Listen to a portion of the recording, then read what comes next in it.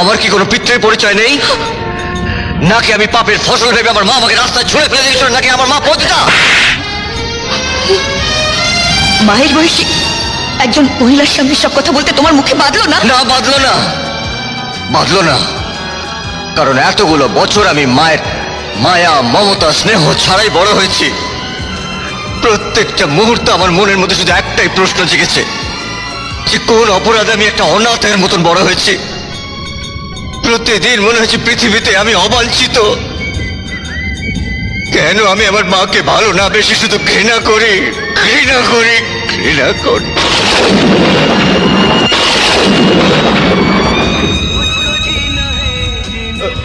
যে মাকে তুই ছোটবেলা থেকে খুঁজে বেড়াচ্ছিস, কর্ণ, আমি তোর সেই মা।